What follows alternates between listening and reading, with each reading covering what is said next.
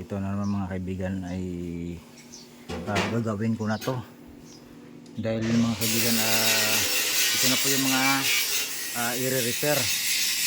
Yan, mayroong mga kawalawang. Yan, tapos ito ay tatanggalin na lang to para po mataas siya, para po hindi siya mag-lowered. Yan, at saka ayan, tanggalin na rin to. Yan, umpisaan ko na naman. Yan, ito mga kaibigan ay re-repairin din ang ano niya, footboard niya. Yan, wala na, sira na. Ito batas, tapos ayan, naputol ko na dito banda sa gilid. Yan, naputol ko na yan. Ayan mga kaibigan, ito po ay yung nabutas ko na dahil po ay ito i-ano ko na,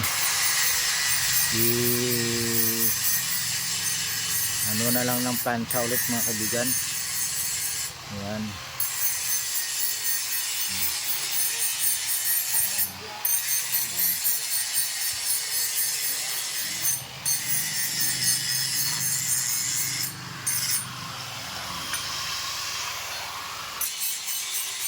ito na grinder ko na mga kaibigan. Ayan, ayan, kasi maraming mga batas mga kaibigan, kaya ano ko na, pang kakatingin ko lang to, tapos lagyan ng plancha ulit at saka isolda. Ayan, yan mga kaibigan.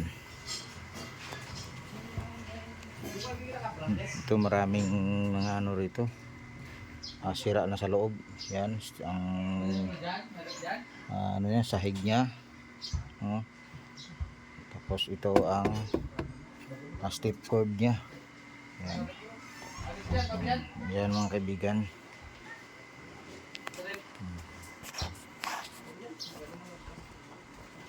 Yan, L3 po to, L3.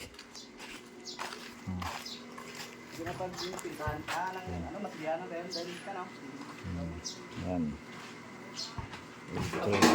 Yan po. Yan, L3 to mga kaibigan.